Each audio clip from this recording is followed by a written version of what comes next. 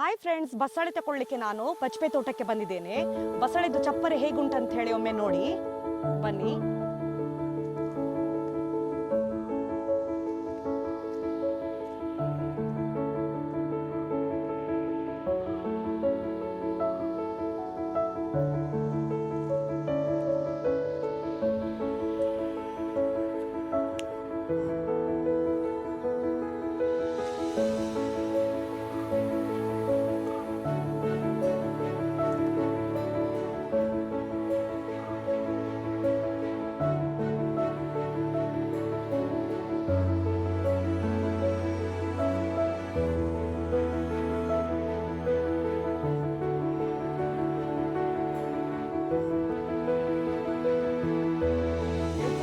ಬಸಳೆ ಎಲ್ಲ ಕಟ್ ಮಾಡುವ.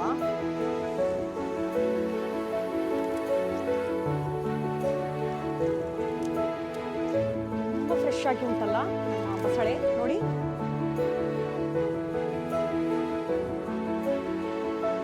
ಯಾವುದು ತೆಗೆಯೋದು ಅಂತ ಹೇಳಿ ಗೊತ್ತಾಗುದಿಲ್ಲ, ಎಲ್ಲ ಸಹ ಒಳ್ಳೆದುಂಟು.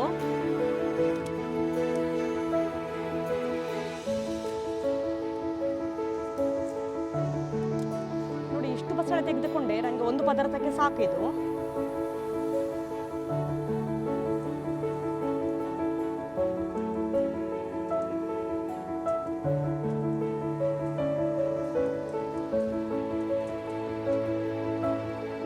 ನೋಡಿ, ನಮ್ಮ ತೋಟದಿಂದ ನಮಗೆ ವಿಮಾನ ಸಹ ಹಾರುದು ಕಾಣ್ತದೆ.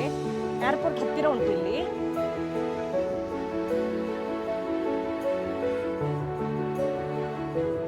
ಬಸಳೆ ಒಟ್ಟಿಗೆ ನಾನು ಅಲಸಂಡೆ ಬೀಜ ಹಾಕಿ ನಮ್ಮ GSP ಸ್ಟೈಲ್ ಅಲ್ಲಿ ನಿಮಗೆ ಬಾಳಿ ಕೊದ್ದಲ್ ಮಾಡಿ ತೋರಿಸ್ತೇನೆ. ಇನ್ನು ನಾನು ಮನೆಗೆ ಹೊರಡ್ತೇನೆ, ಮ್ಯಾಂಗ್ಳೂರಿಗೆ ಹೋಗ್ಬೇಕು. ನಮಗೆ ಇನ್ನೊಂದು ಅರ್ಧ ಗಂಟೆ ದಾರಿ ಉಂಟು. ಅಲಸಂಡೆ ಬೀಜ ನೆನೆ ಹಾಕ್ತಿದ್ದೇನೆ. 8 ಗಂಟೆ ನೆನೆಲಿ. ನೆನೆದ ಅಲಸಂಡೆ ಬೀಜ ಹೀಗಾಗಿದೆ ನೋಡಿ. ಈಗ ನಾನು ಚೆನ್ನಾಗಿ ತೊಳೆದು ತರ್ತೇನೆ. ನೋಡಿ, ತೊಳೆದು ತಂದೆ. ಬಸಳೆಯನ್ನು ತುಂಡು ಮಾಡಿದ್ದೇನೆ ನಾನು. ಬಸಳೆ ದಂಟಿದ್ದು ಬಸಳೆ ಎಲೆ ಸಹ ಕಟ್ ಮಾಡಿ ತಂದಿದ್ದೇನೆ. ಎಲ್ಲ ಚೆನ್ನಾಗಿ ತೊಳೆದು ತಂದಿದ್ದೇನೆ. ನೀರು ಕುದಿಲಿಕ್ಕೆ ಇಟ್ಟಿದ್ದೇನೆ.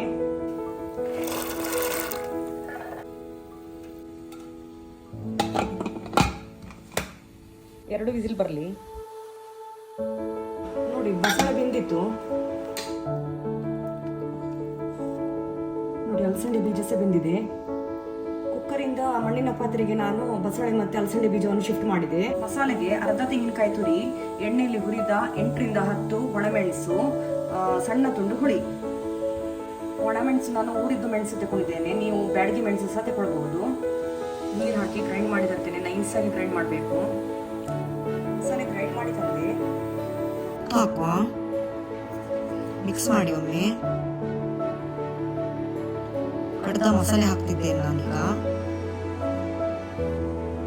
ಮಿಕ್ಸ್ ಮಾಡಿ.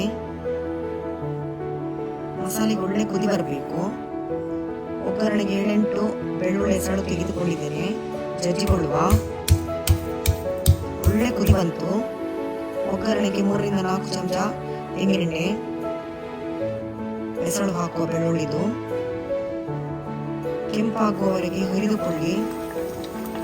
ಕೆಂಪಾಯಿತು, ಒಗ್ಗರಣೆ ಕೊಡುವ. ನಮ್ಮ ಬಸಳೆದು ಕೊದ್ದಲ್ ರೆಡಿ ಆಯಿತು. ಹೀಗೆ ಮಾಡಿ. Bye friends.